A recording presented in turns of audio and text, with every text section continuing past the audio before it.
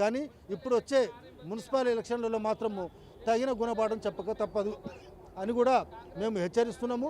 వీటితో పాటుగానే ఇంకా ముందు అన్ని సంఘాలతో అన్ని పార్టీలతో కలుపుకొని కూడా ఈ ఉద్యమాన్ని ఇంకా ఉధృతం చేస్తాము.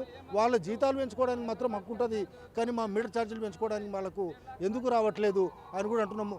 గతంలో ఉన్న ఎమ్మెల్యే జీతం ఎంత, ఎమ్మెల్సీ జీతం ఎంత, సీఎం గారి జీతం ఎంత, ఇప్పుడున్న వాళ్ళ జీతాలు ఎంత, ప్రతి గవర్నమెంట్ వచ్చిన తర్వాత వాళ్ళ విధానాలతో జీతాలు పెంచుకుంటూ ఉన్నారు.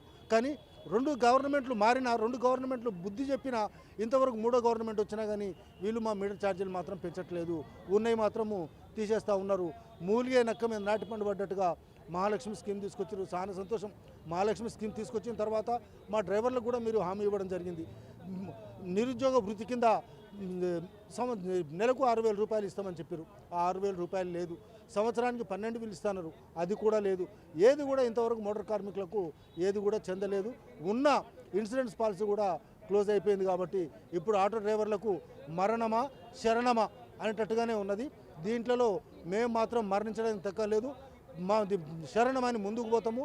నీ గద్దె దించేంత వరకు కూడా ముందుకు పోతామని కూడా మేము చేస్తాము.